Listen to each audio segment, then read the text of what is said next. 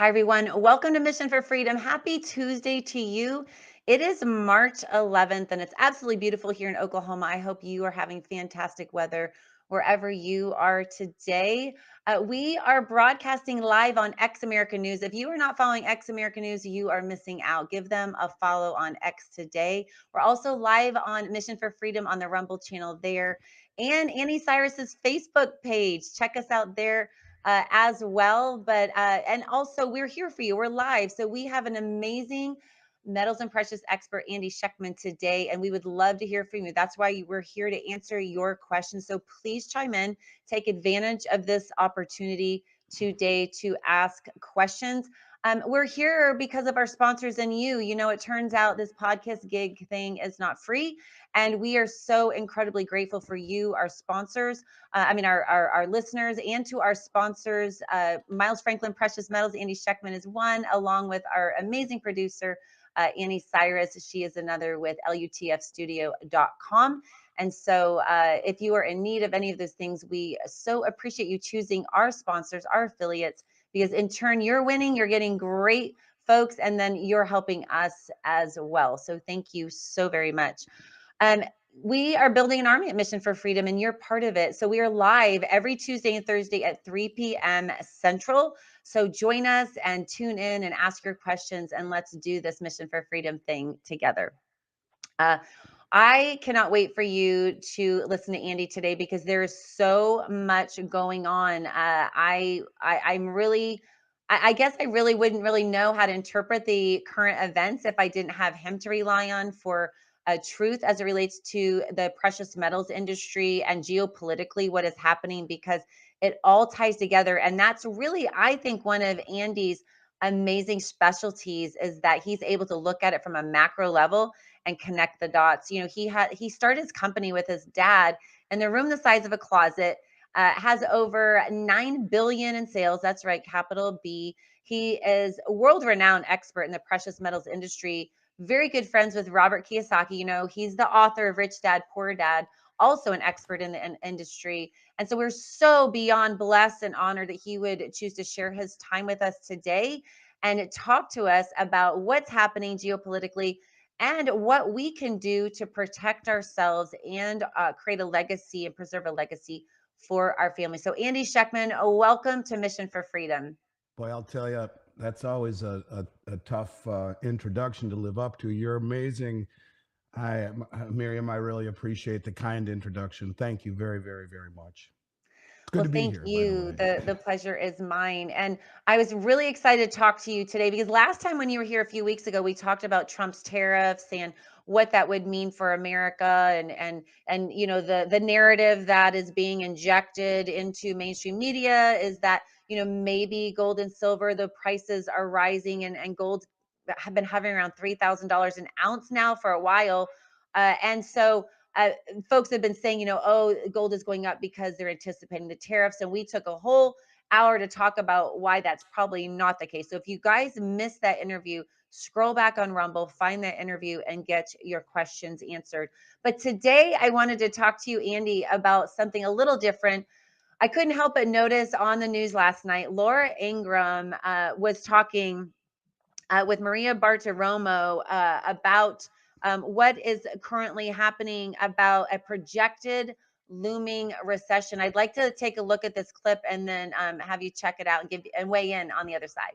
And Sunday morning futures. Maria, great to see you. Now, I noticed, everyone noticed, the markets noticed, that the president hesitated when you asked him about a recession. We all remember our history. We remember Reagan's first few years started off rocky economically. Is that where we're headed here?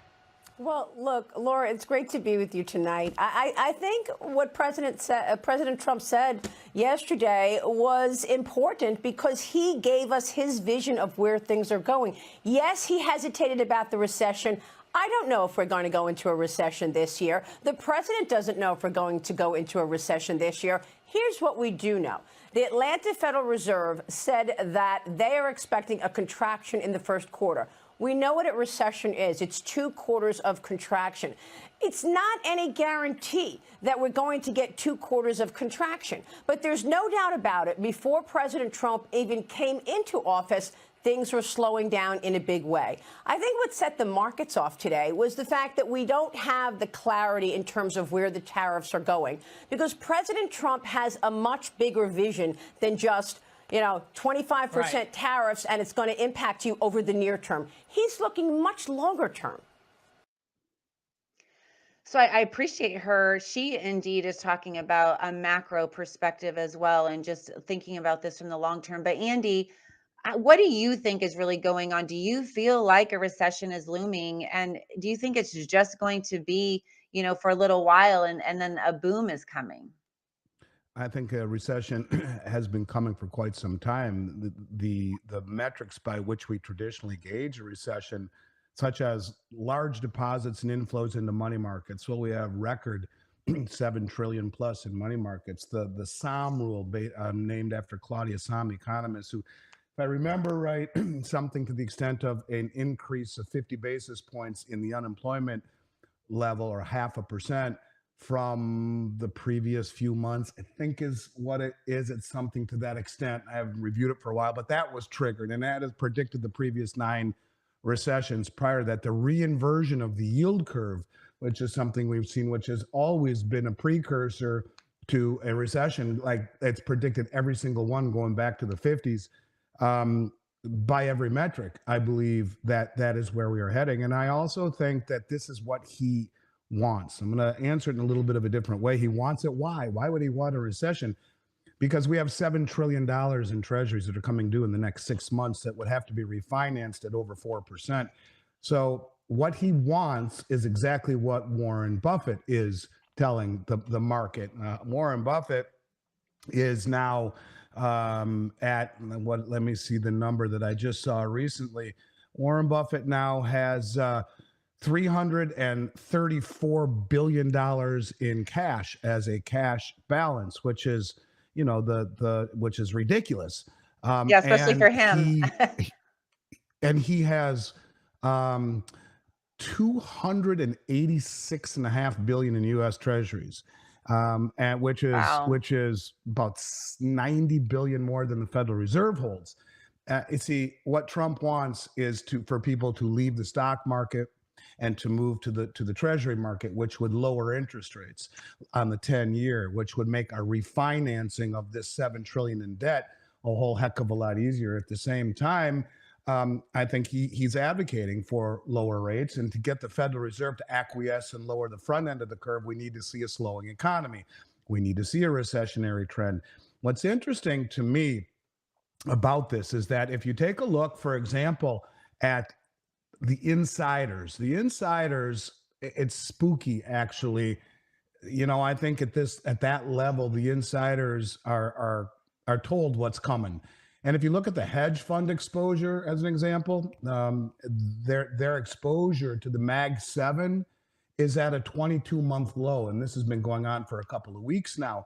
You have, at the same time, guys like guys like Warren Buffett, who are massively loaded up with cash, and Jamie Dimon, who has sold record amount of JP Morgan, and done so within a few days of the NASDAQ falling off a cliff. Jamie Dimon sells 234 million worth of JP Morgan stock, and Warren Buffett is massively in cash. And then just like that, in fact, Jamie Dimon sold this stock on February 20th. February 22nd, Warren Buffett announces that he's got a record $334 billion cash balance. And then 12 days later, the NASDAQ 100 falls by 11%. And if you don't look at the NASDAQ, don't look at the Dow Jones, take a look at the Russell 3000, which is a much broader, a much more broad spectrum analysis of the market, of the economy. It encompasses both small caps, large caps, and mid caps, and it's a better predictor, right? All the businesses. If you take the average stock in the Russell 3000, the average stock is down 31% from its 52-week high. That's the economy. So the economy is slumping, and when you see the hedge funds, which are very, very well in tune to what's happening, have their lowest exposure to the Mag 7 in 2 years, something is telling you that they understand where we are going. And this is exactly what Trump wants. As crazy as it sounds, he made it very clear that there will be some short-term discomfort, right? Yeah, what That's does that Andy mean? Dufresne crawling through the tube, but you know what, to get to the other side in Hmm. the Shawshank, because Yeah. we have to go through that discomfort. He even went as far as saying, I don't watch the stock market. We can't be doing quarter to quarter. We need to think much bigger. And in order to get to the other side, we need to deal with the debt. We need to refinance that debt somehow. We need to be able to do it at a level that won't cripple the economy. So, yeah, I think a recession is coming. I think it's what he's engineering. I think it's what guys like Warren Buffett have been signaling. Why does Warren have massive amounts in U.S. Treasuries? Because that helps keep the 10-year yield down. And Hmm. why does the greatest value investor have record amounts of cash? Because he doesn't see value in the stock market. What I see coming, Miriam, is stagflation, which is the worst of both outcomes. That's higher levels of inflation coupled with little or no economic growth, slowing growth. And that's what the Russell 3000 is telling you. When all of the stocks are down 31% on average from their peak, that's telling you that that's slowing. So yeah, I think a recession is to be expected. And then of course, we're even getting it, that information, if you will, from the Atlanta Federal Reserve, because the Hmm. Atlanta Federal Reserve was predicting a month or two ago a 2.8% GDP for the year. They're now down to negative 1.5 on their estimate, which is down 4% from a month ago. So they're Wow. telling you, yeah, GDP is going to slow, the economy is going to slow. So everywhere you look, whether it be the hedge funds or the insiders who are selling at a 6-to-1 clip to buying, yeah, recession is looming. Probably will be here probably sooner than people think. Maybe it is already here. Which and this is so interesting to me because if when I followed President Trump as he was campaigning, and what was one of, I mean, he said close the border, but he said he was going to bring back and strengthen our economy. He was going to bring back jobs to the United States. He was going to strengthen our economy. And for the average person, or for any person, I mean, the first thing you think of is a recession. That's not a good word, especially on the heels of how he's going to make America great again. Well, because they're strengthening the economy doesn't happen overnight. And with the insidious, ridiculous, irresponsible mismanagement of our fiscal policy by the previous administration, I would argue the only reason we didn't see negative GDP growth under the Biden administration was because almost all this government spending, which nearly bankrupted our country, accounted for 30% of GDP. And now he's slashing that through Doge. And that's another thing. People need to see that Doge is really working. You need to deal with the systemic problems in order to make our country great again. You Hmm. can't just do it with, put lipstick on a pig. You Yeah. need to actually do the right thing. And that right thing is to figure out a way to fix the ills, if you will. And if he wants to do all of this stuff, it's going to come with some pain. And that's the bottom Yeah. line. It will. There is no way around it. Now, in the movie The Shawshank Redemption, you could argue the pain was crawling through that tube Hmm. of vile and stink, I think, as they called it. But at the other end, he's standing there with the rain coming down on it, and Yes, he, it's he such a got great but scene. there is reason to be optimistic. But if Trump were to be completely honest and say, we're completely screwed unless we go through some difficult times, well, I think that it wouldn't have been as well embraced. This is a guy who I would argue is doing what is right for this country, but he never promised it would be easy. And to Yeah. make America great again, you need to fix the irresponsible behavior that has come prior to this. And all of that debt, all of the misallocations of resource and capital, the distortions that were created through Yeah. not only massively suppressed interest rates, and then interest rates that spiked, and then the huge amount of debt accumulation. Look, we were accumulating $100,000 of debt per Hmm. second. One, Oh, two, that's three, and so keep on going. That's crazy. $1 trillion every 100 100 days. days. Yeah. And I always like to say, and I've said it on your show before, for people to understand how big a trillion is, a trillion seconds ago was 31,688 years ago. It took over 200 years to do it the first time. We were doing it, or have been doing it, every 3 months. And that's something you can't do and expect to retain world reserve status. Look at it this way. We owe $28 trillion in treasuries that are coming due by 2028. We take in 15 trillion in tax revenue over that period of time, roughly 5 trillion a year. Well, you're halfway there to what you owe just in those treasuries that are coming due, which doesn't take into account anything else in running the country. Yeah. So imagine you had 28 trillion in credit card bills coming due and you only have 15 trillion by that time to cover it. That doesn't take into account what you do for the next 3 years. Yeah. That's a problem. And so this is a problem of math. This is no longer a problem of politics. He said what he said, and I think he means it. But in order to get there, you got to crawl through that tube, period. There is no way around it. You can hyperinflate, you can default, or you can get more creative. And I think he will get more creative. I think you will see gold revalued to help mitigate that. We can talk about that. I think you'll see a lot of things that will shock and awe. And I think we've reached a point where if you don't do very unconventional, shocking things, you'll never fix this, never. And as it is, I would argue the chips are stacked against us to really fix it without massively disrupting the apple cart. Any way you look at it, things are going to become uncomfortable, as he said in that interview with Maria the day before. Doesn't mean it will be forever, but these things need to be done in order to get our house in order. And I applaud him for having the courage to do it. It would be better if he was a little bit more open about it, but I guess by being open about it, he would be derailed because, you know, you have half of Congress bitching about the fact that Elon Musk is finding, you know, billions and billions and billions and billions of dollars of fraud. Why are they not applauding? Why are they not saying, yes, this is awful?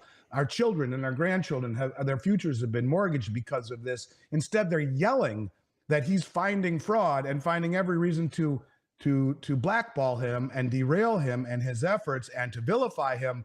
It tells you that half the country, at least in terms of our political leaders, have lost their mind, so much so that they don't stand up for a 13-year-old cancer survivor being offered a honorary Secret Service award. Or, you know, as a father of 3 kids, 2 of which are daughters, if I was in that place and one of my daughters, God forbid, had been murdered by someone in this country illegally and half of the assembly sat down, I may literally take my shoes off and throw them at him and start swearing every 4-letter expletive I could think of and say, shame on every one of you. Yeah. You should all be kicked out of here right now. You're not American. There are some things that should just not be partisan politics. It's more about being American. And I think if he were truly honest about what he was trying to do, you'd have half of the country screaming just because they don't even know what the hell they're talking about. They don't know what mathematics is. They don't know what economics is. And a lot of them have been living fraudulently on what's been going on, you know, with what Doge is uncovering. And you know, this gets me all riled up when I think about it. By not standing for children who have suffered or have died at the hands of a murderous person who's in here illegally, goes to tell you the way that they think about life. And the fact that they're yelling about exposing fraud that's been perpetrated on all of us makes me wonder, do these people even have children? Do these people even have a soul? So yeah, I think he's caught between a rock and a hard place, because not only does half of the assembly, the Congressional Assembly, feel that way, the media, which seems to be owned by that side of the table, portrays him in a villainous, and Elon in a villainous manner, instead of thanking God and applauding his efforts for restoring some semblance of sanity and fiscal responsibility, which is long overdue. Well, speaking of fraudulently spending our tax dollars, I mean, spending $500,000, $500,000 to advance atheism in Nepal, I'm appalled by that. I just As cannot. everyone should be, regardless of what side of the aisle you're on. Right. We all pay taxes. We all have families that pay taxes, and you're destroying this country, thinking that money is something you just print. Well, that's the way they do think, because that's what they've done. Instead of having to work for it like we all do and pay our taxes because we feel it's our patriotic duty to, you know, to provide for the infrastructure and the safety and the military and the, you know, but in reality, we're giving it to LGBTQ operas in Ireland and spending millions of dollars on the effect of cocaine and meth on squirrels and that kind of stuff. I mean, come on. It's like, and transgenderism on animals. I mean, give me a break. I mean, these people they're sick. I mean, that is just stinking sick. There's just no other way to describe that. That's And right. I wanted to ask you really quick. So I love that you are encouraged by what President Trump is doing. I did want to ask you though, do you think it's enough? Because I remember you being on my show previously and you said, Miriam, $1 trillion of debt we're accruing every 90 days or 100 days, 100 days. And you said they're going to cut out a few million here, a billion here, but to really truly balance the budget and take care of America, we're going to have to go through some pain. But you talked about how Medicare and Medicaid and some of these basically chronic payments that the government is handing out, like that's going to have to be touched. And he's saying he's not going, and veterans, taking care of our veterans, and he's saying he's not going to touch these things. I mean, what do you think about that? It's almost $200 trillion. It's untouchable. And I mean, if you do touch it, that is the only way. And the funny thing is they don't even put that on the balance sheet because it's so embarrassing. All you ever hear is 36 trillion, but not the Yeah. 77 trillion in Social Security, the 99 trillion in Medicare Part B, the 22 in Part D, the government military pensions that are bankrupting this country. He won't touch them. But getting our on balance sheet house in order is the first start. Okay. No, I mean, that's what makes me feel there has to be some form of financial reset. And that's why I do think that they will revalue gold to a degree, to a level much higher than people think possible, not only marking it to market because it's valued at 42.22 an ounce, which would add 7 or 800 billion to the balance sheet.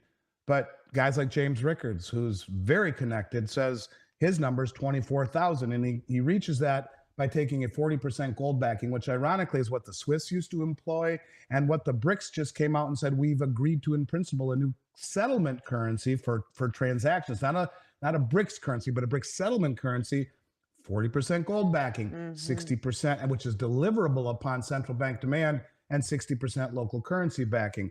His number was 40%.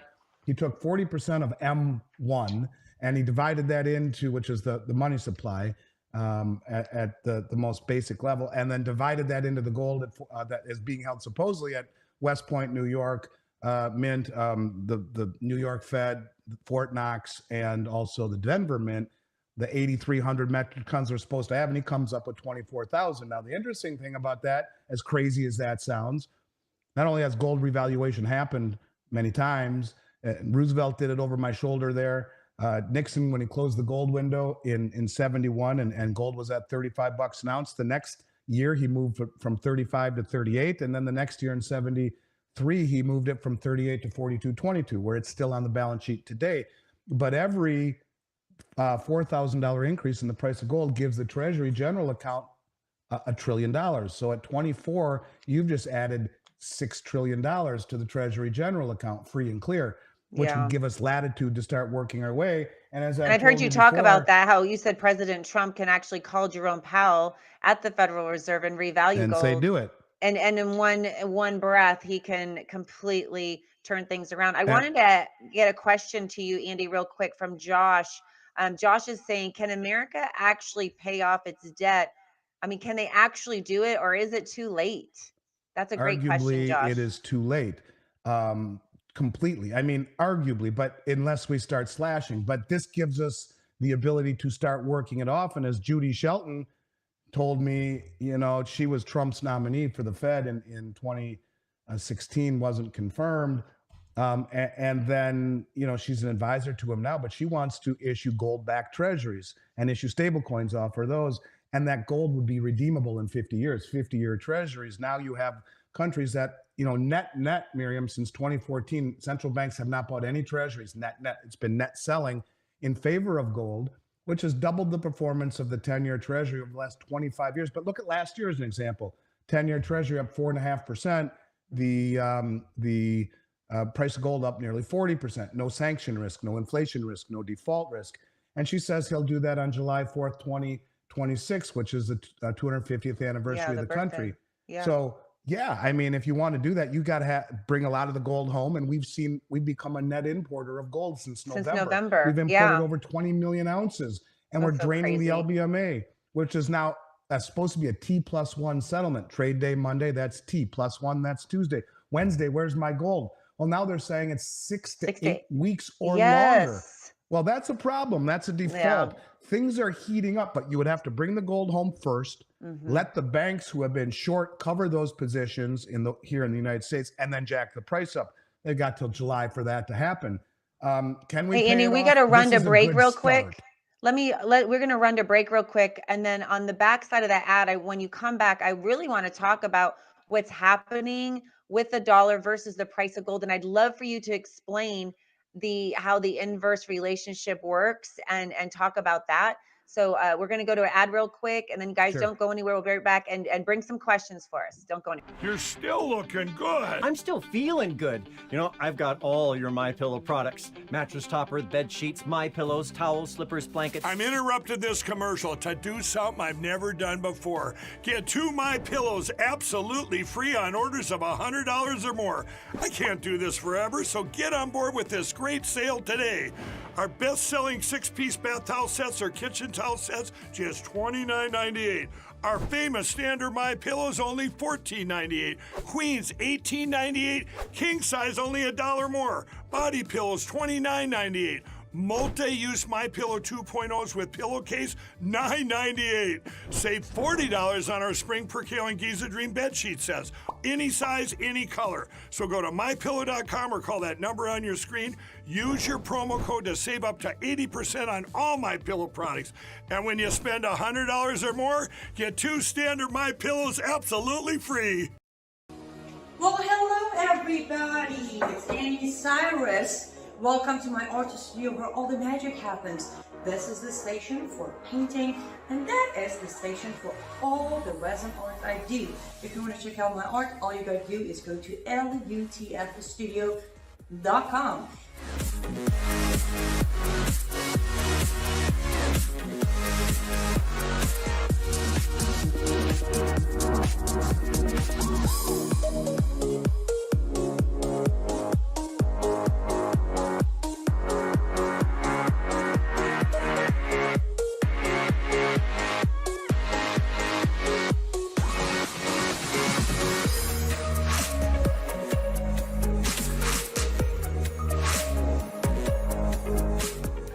Finish this painting, but I'm sure, or at least I hope, I'll see you at lutfstudio.com.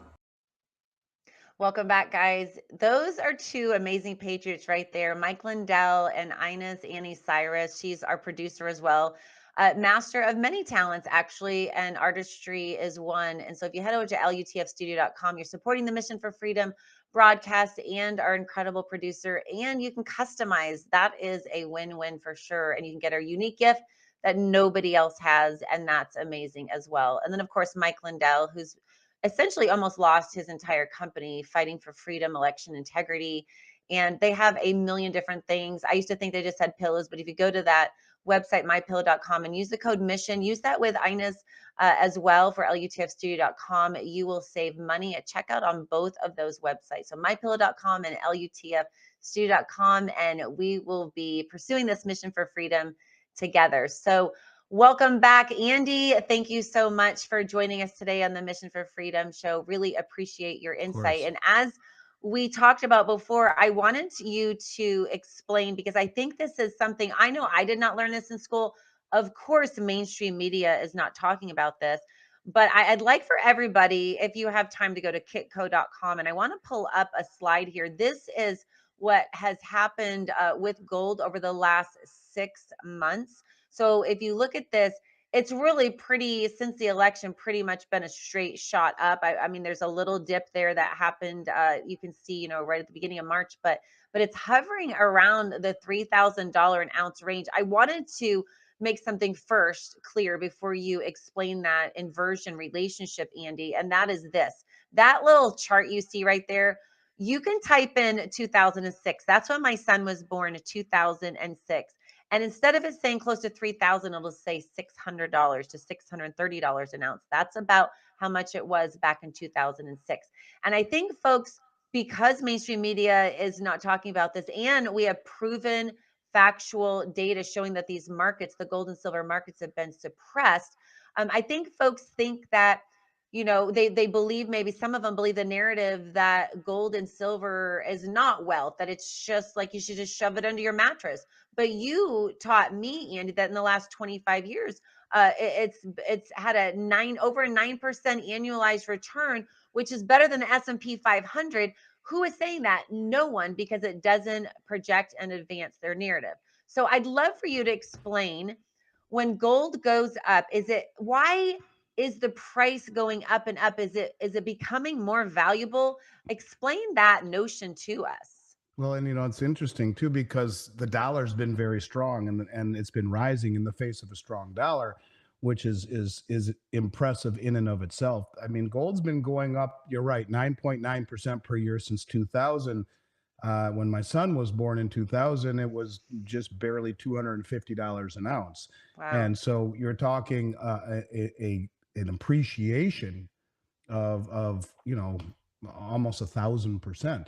In fact, over. I mean, from Wow. then, and it's extraordinary. It's the tortoise, not the hare. It's got no mainstream pub. When you realize the S&P 500 with dividends reinvested has averaged about 9.6%, just a little bit better. But everyone will tell you the only way to make money is to buy the S&P or to buy stocks, and the road to retirement is only paved with stocks and mutual funds. Not true. While at the same time, the biggest money in the world, the central banks, who are not only the biggest money, but the most well-informed, continue to accumulate at a level no one has ever seen. This is why the price has been moving up and up and up, also in the face of a dollar that ultimately is losing value, at least in terms of things like gold. Now, the strong dollar is measured against the Dixie index, which is a basket of worthless currencies. It's the nicest shirt in the dirty laundry hamper. It's the prettiest mirror in the glue factory. So my point is that it's an illusion of strength, but when you measure it against things like gold, you see that it has been losing ground year over year over year. It's doubled the performance of the 10-year Treasury, and the big money understands it very, very well. So, in essence, what you are seeing is it's being gravitated, or levitated rather, by the smartest money in the world. And that all of that has been without any Western participation, retail participation. And it's because the people in the know always front run.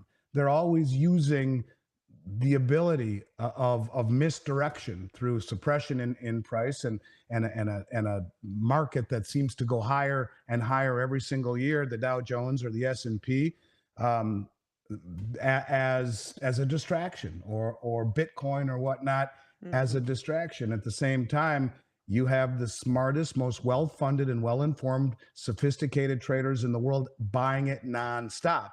And that In record amounts, in and you've of said. itself In should record wake people up. amounts. In Yeah, record amounts, yeah.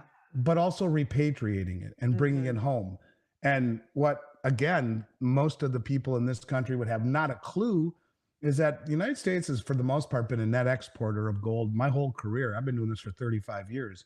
And now, since November, they become a net importer of gold, which is something, well, don't you think we should know about that? We've seen over 20 million ounces delivered to the COMEX market since November. We saw the largest delivery ever in the history of the COMEX market, nearly 6 million ounces in February. We saw JP Morgan deliver $4 billion in gold for a customer at a COMEX. Who's got $4 billion? What customer is that?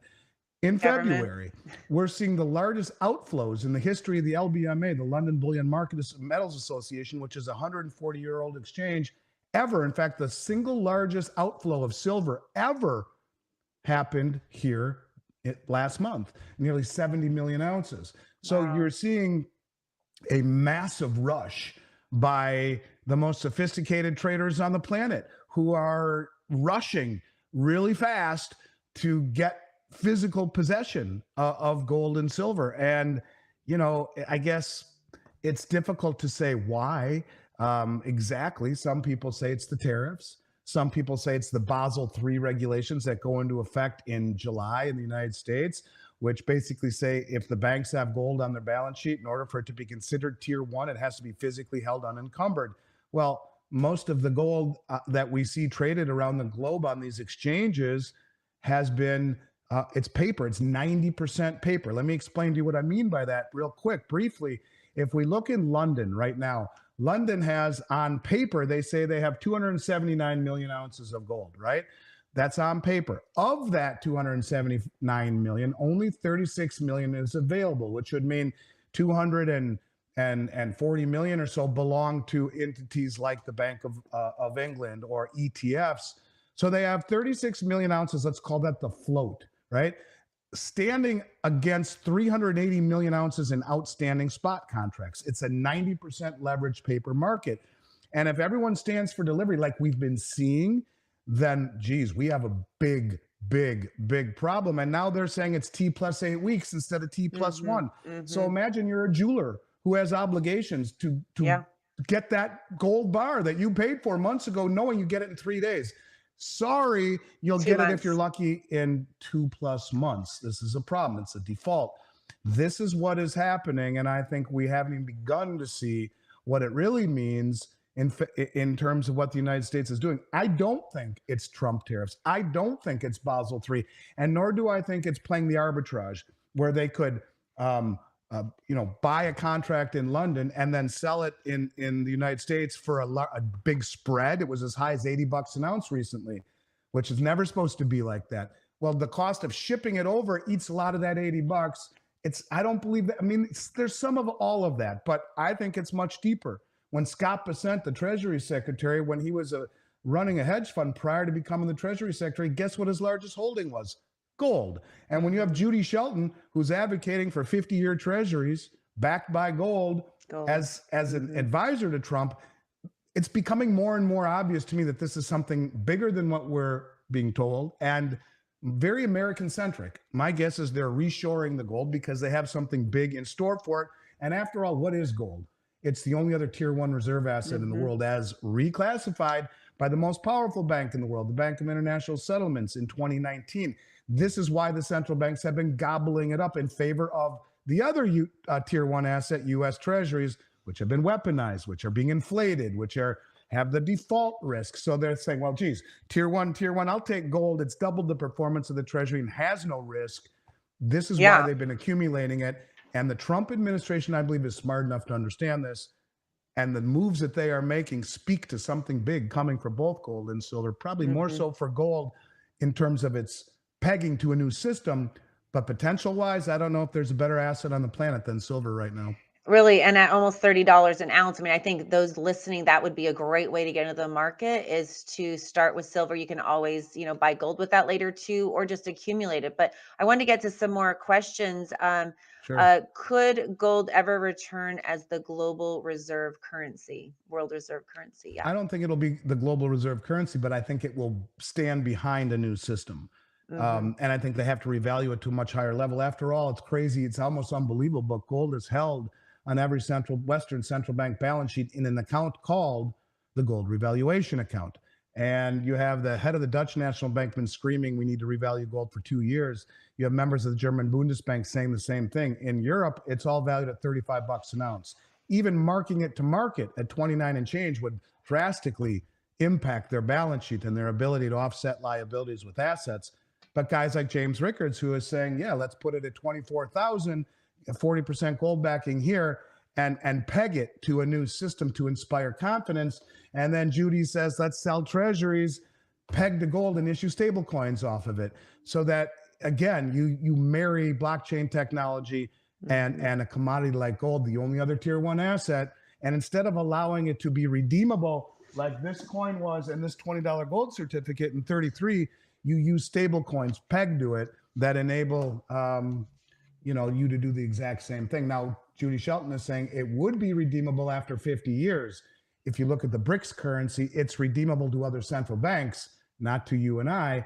But we are beginning to see gold take a more prominent role, or at least appearing to be, in setting the stage for a new monetary system.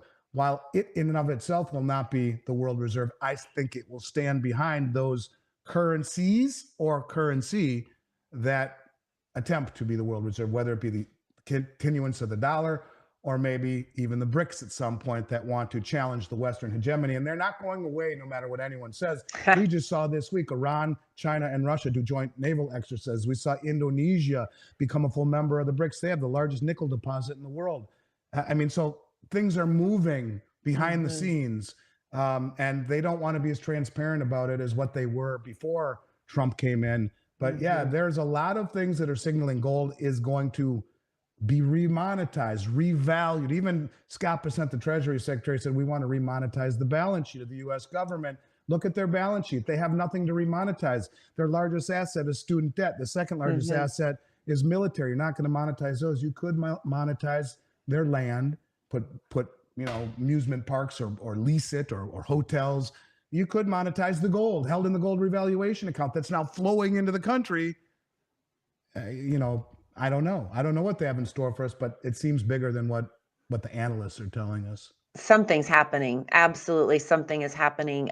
Stephen Mix, so good to see you guys on here. I see stocks down 10% over the past month, while gold, silver, and miners up 1% or more. A solid uptrend. A solid uptrend starting for the metals. He's wondering, is it a solid uptrend that's starting for the metals? I think, let's see, gold over the last 30 days. Come on, pop up. So gold was as low as 28.57. It's up $100. So yeah, he's right. That's about 3%. It is a solid uptrend, but if you look closely, I mean, it's been outperforming everything traditional for the last several years, quietly moving up and up and up and up. I mean, let's look at it from a standpoint of where it was even 1 year ago. The low 1 year ago was $2,155 an ounce, and today it's $2,916. So, it's up $800 just about in a year. So you're talking 40% in a year. No one talks about that. My mentor, God rest his soul, Richard Russell, the smartest human being I had ever met, especially as it pertains to finance, said if you make 7% a year, you're a rock star. You will go down in the Hall of Fame of investing. And gold moves up 40%, but that's not sexy enough for nobody's talking about that. Mentality of making triple-digit gains every year. That doesn't happen. Largely that happened because of the massive amount of money injected into the system and high-frequency trading on the computers that are able to make this whole system kind of gamed. And I think that it's created a whole generation of gamblers and people who think that's normal to get those kind of returns instead of doing things. Look, Austrian economics says you invest, you save, you invest, and you reinvest. It's not like you put some money down and you make a life savings worth of money in a week or a month and then just move on. That's what you have with cryptocurrencies and with these Mag 7 stocks, that people have been indoctrinated into thinking that's normal. I mean, I'm doing this for 35 years. Either everything that we've learned before this can be turned upside down, or people need to realize that gold and silver are outperforming everything once considered traditional and doing so handily and getting zero attention by the retail.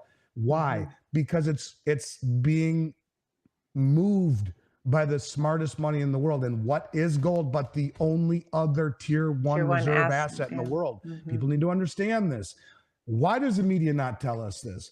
That should be something that is screamed from the rooftops of every major news station, every major financial station, that gold is the only other tier one status. And what's been the only other tier one?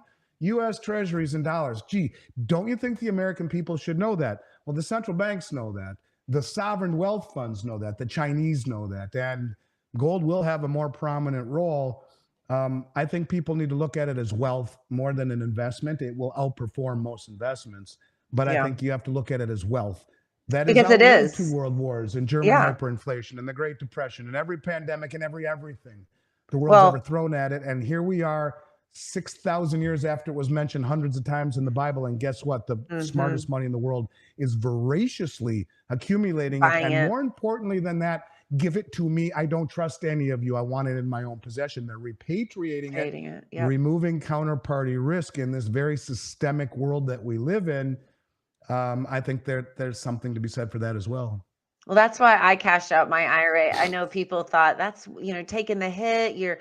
I'm like, you know what? I want to be able to get it quickly. I don't want it in a vault in Dallas personally. I want it close by me so I can grab it and have it. And I think it's really important for folks to understand that paper money, it's a fiat currency. And the word fiat actually means declaration. Like the government has declared this paper has value, but it's not gold back. They can also undeclare it tomorrow. I mean, why would we hoard something that the government just says has value? I didn't trust them during, 2020, and I'm not trusting them. They said safe and effective for the shots and people have died and been permanently maimed. I'm not trusting them that they say their paper money has value because it's losing value, like you said. I did want to reach out and talk to Kelly. Thank you so much for joining us. Kelly Rice, she says, could the government ever confiscate gold again like in the past? I was just talking about that on a podcast, and so many Americans, Kelly, thank you for sharing that. So many Americans don't even remember that confiscation. Yeah, here it is right here. April 1933, Roosevelt's first act in office. I've been very consistent on this one, and this is something that's worth talking about. I've said for a long time they'll take the ETFs, and you have the two big ETFs, GLD and SLV.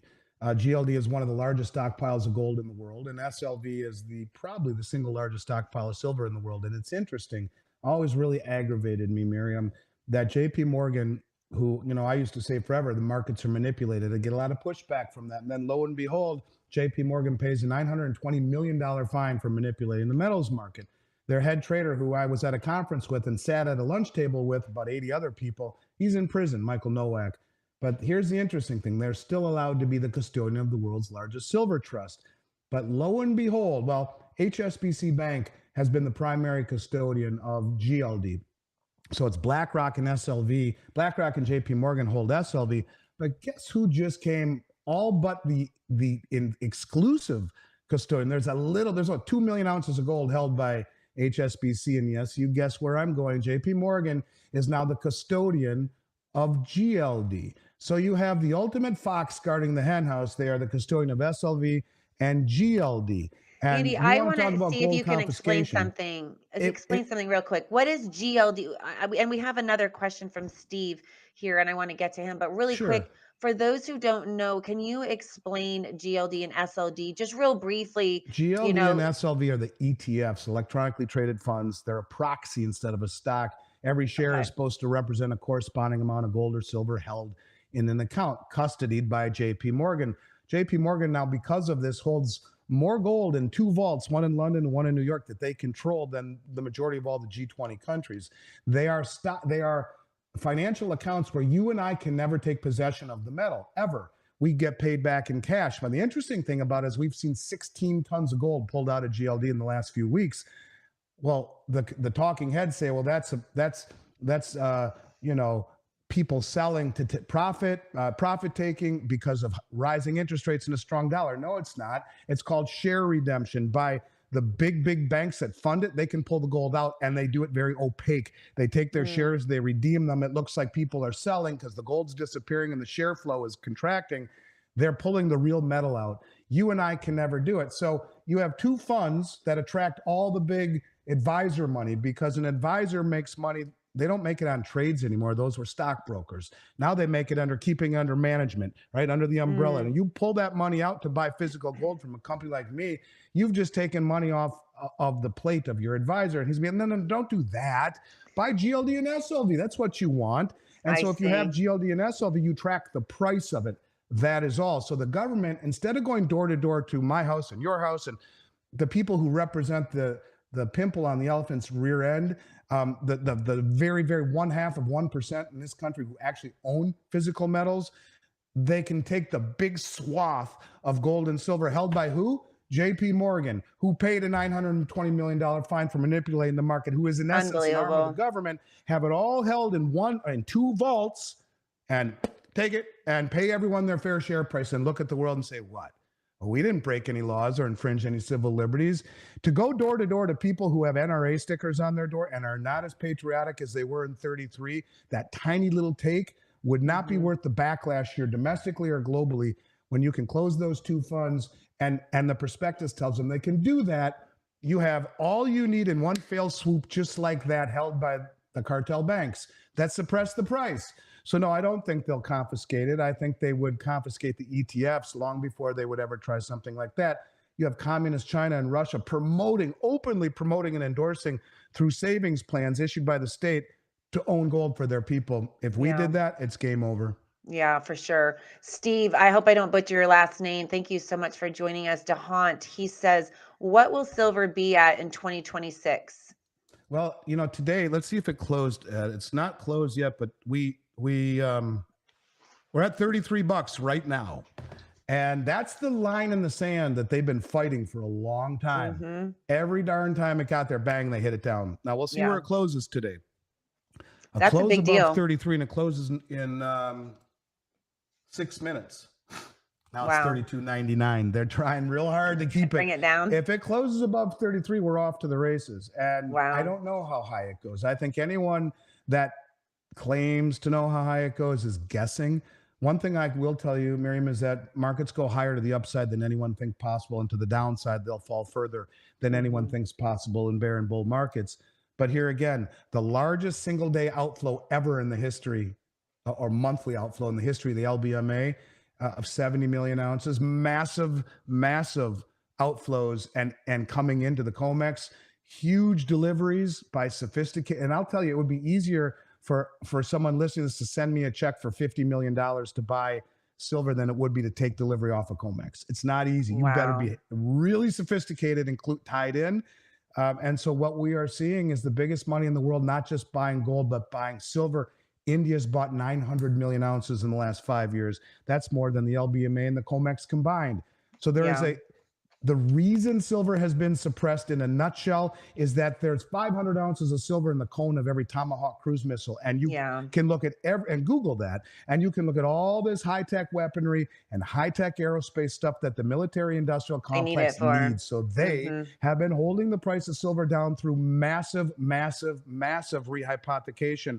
In London, as an example, I know you're tight for time here. In London, there's 278 million ounces of silver that is being traded against 2.9 billion ounces per day, which is 3.5 times the global mine supply. That's 12 times the amount of trading silver certificates or contracts versus the float.